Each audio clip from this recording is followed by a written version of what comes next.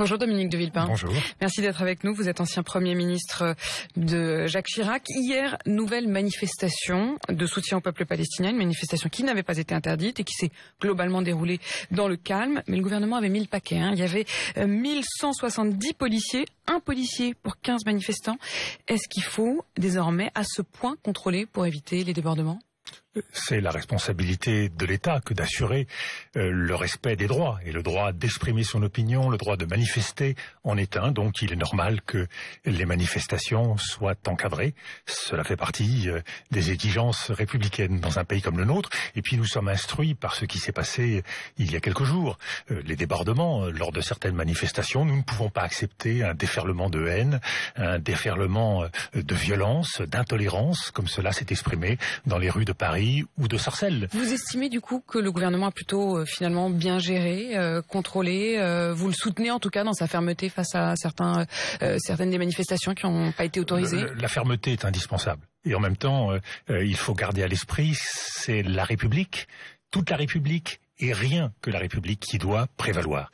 Donc nous devons faire respecter l'état de droit, nous devons marquer la fermeté dans le respect des règles républicaines. Quand il y a des entorses, quand il y a des actes qui sont inacceptables, les actes, les paroles antisémites qui ont été émises, eh bien il faut réagir. Mais j'aimerais que l'on prenne conscience de l'enjeu derrière tout ça. C'est quoi l'enjeu pour vous? Alors il y a bien sûr les actes antisémites, les paroles antisémites qui sont inacceptables, comme les actes islamophobes, oui. Quand ils sont commis, peuvent être inacceptables.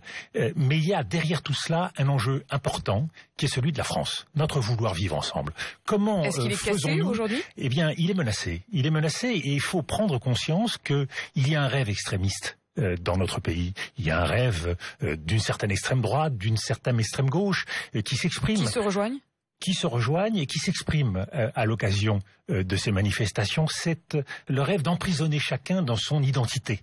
Faire en sorte que le juif reste juif, le musulman soit musulman, le blanc blanc, le noir noir, chacun emprisonné ainsi dans son identité, avec la volonté de stigmatiser les musulmans de France, parce qu'il y a là un levier pour l'action future qui évidemment peut constituer pour eux un intérêt majeur. Vous dites qu'il y a un levier, c'est un levier de la part de qui? Les théoriciens, on cite souvent Alain Soral, un certain nombre, ou certains humoristes, un certain nombre de groupuscules. Vous pensez aussi à des partis politiques? Des groupuscules qui sont plus ou moins identifiés, mais qui veulent ainsi stigmatiser ces musulmans de France, les faire réagir, les radicaliser, et on voit bien à terme créer un véritable problème au sein de la nation française avec une surenchère dans l'affrontement des communautés, une guerre identitaire.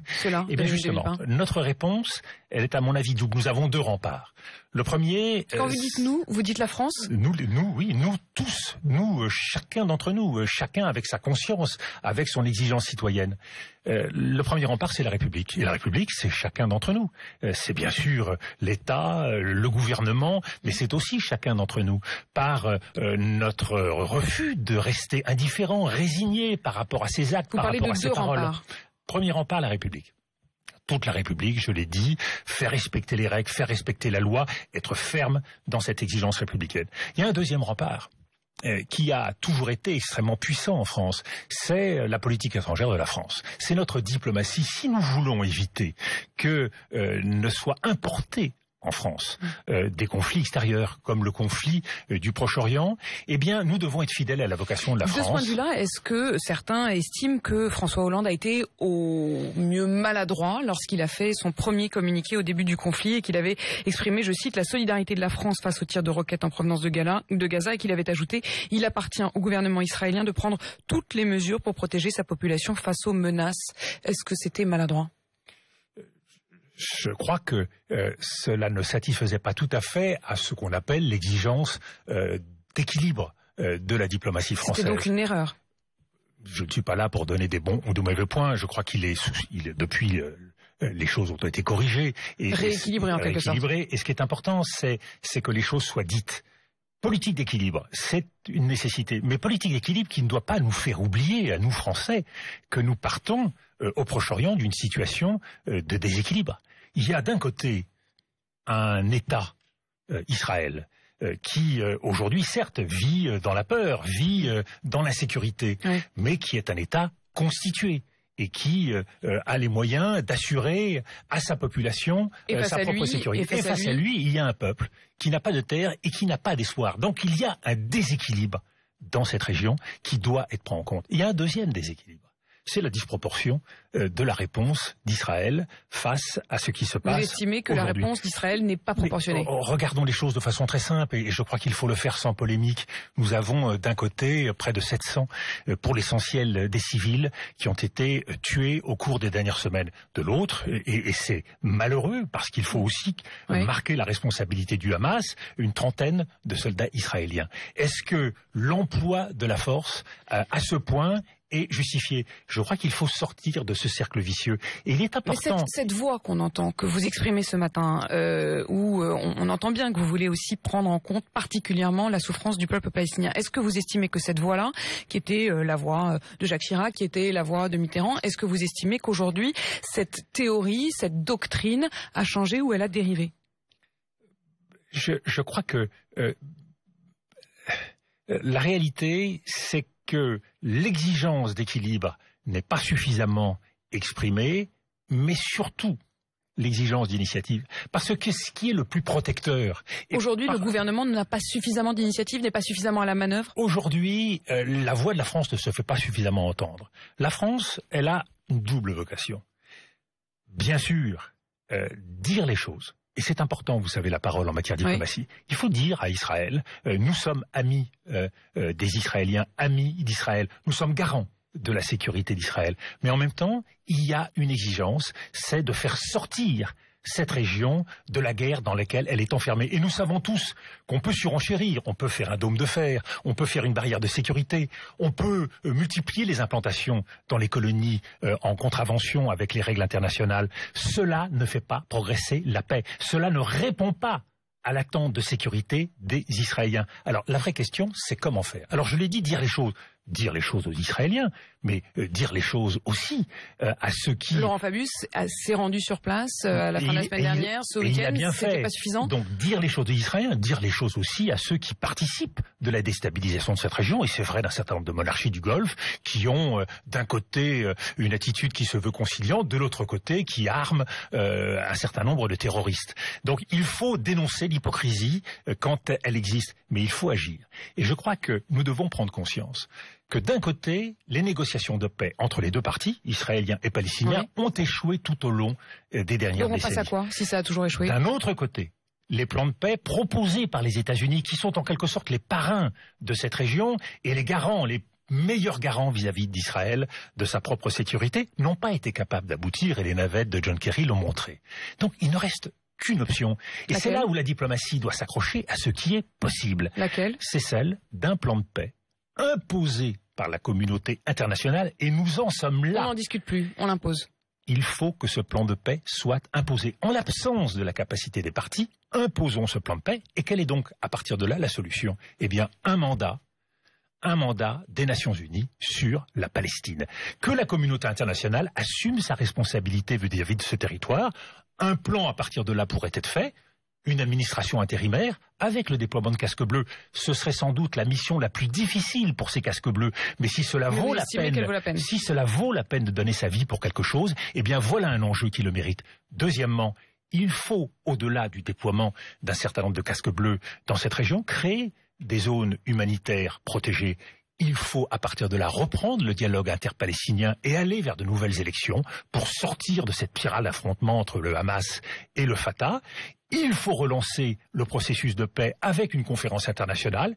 Il faut établir une justice sur ces territoires. Voilà ce que et de ce point de vue-là, je suis pour l'adhésion à la Cour pénale internationale de la Palestine, ce qui permettrait de dénoncer les crimes contre l'humanité qui sont commis sur ces territoires quand ils sont commis. Et bien sûr, un plan de reconstruction économique. Je pense que le rôle de la France, c'est en permanence, non pas de prendre des initiatives que l'on sait vouées à l'échec d'avance, parce que le cessez-le-feu qui est aujourd'hui négocié par John Kerry et par d'autres... Pour vous, c'est l'hypocrisie. Mais surtout, c'est nécessaire. Mais nous savons qu'Israël ira jusqu'au bout du plan qu'il mène aujourd'hui dans ces territoires, et je comprends qu'Israël veuille boucher l'ensemble des corridors, des tunnels qui aujourd'hui menacent sa sécurité, mais ce n'est pas en surenchérissant sur sa sécurité qu'on obtient plus de sécurité. Et là, il faut rappeler un point important parce qu'il nous concerne tous. Okay. Nous sommes dans un monde où il y a deux logiques à l'œuvre. Il y a une logique de force. On croit que c'est en faisant la guerre à son ennemi qu'on règle les problèmes. Cela fait 13 ou 14 ans, depuis l'Afghanistan, que cela échoue systématiquement.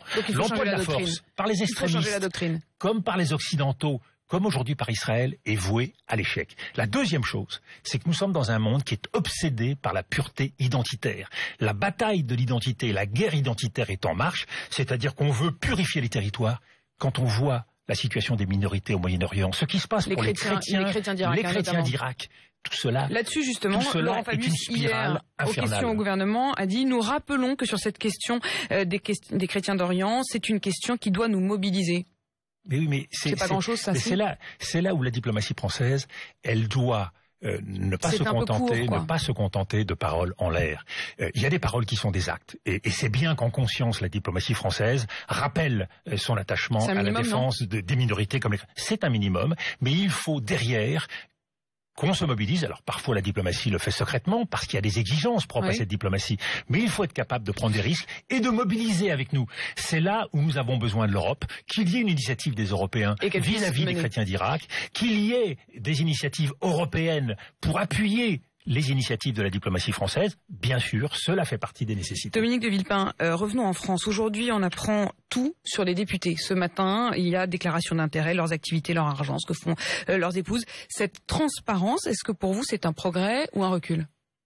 C'est un progrès, sachant que plus vous faites un effort de transparence, plus l'obscurité apparaît ailleurs. Vous savez, c'est l'ombre et la lumière, c'est un mouvement. C'est juste ça la déplace, quoi. Je crois que ça fait partie du mouvement de nos sociétés. C'est pas très optimiste. Mais il ne faut pas être dupe.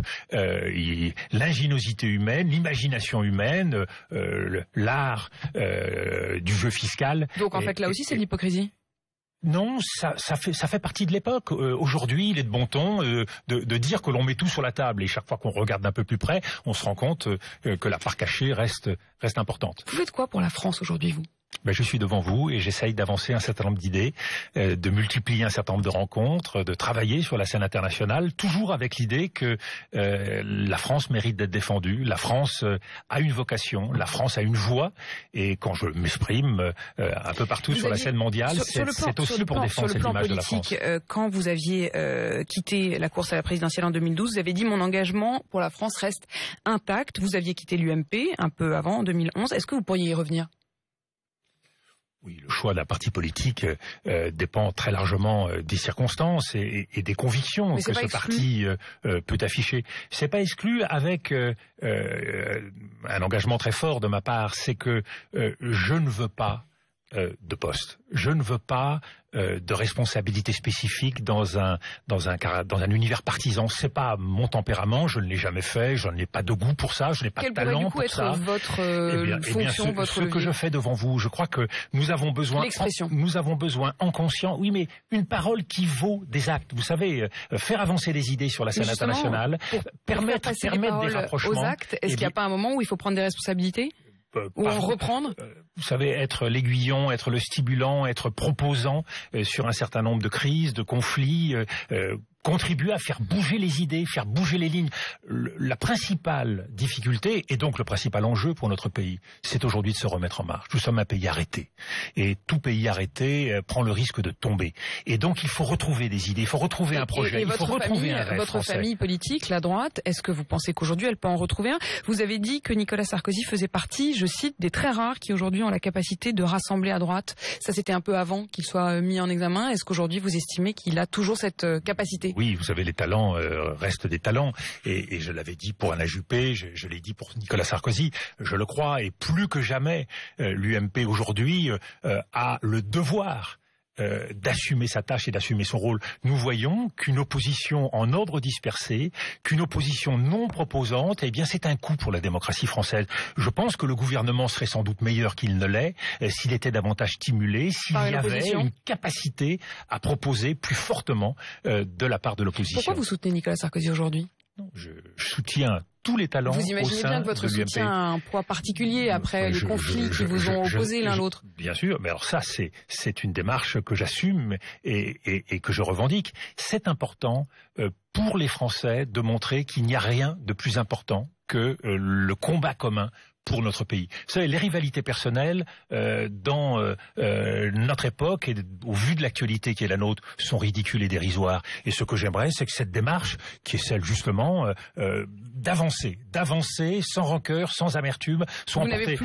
J'ai été marqué. Vous n'avez plus de rancœur, plus d'amertume. Et j'ai été marqué, parce que vous savez, on doit beaucoup aux anciens, il faut parfois le dire. J'ai été très marqué par la démarche de quelqu'un dont je suis proche familialement, qu'était Jacques Chaban-Delmas.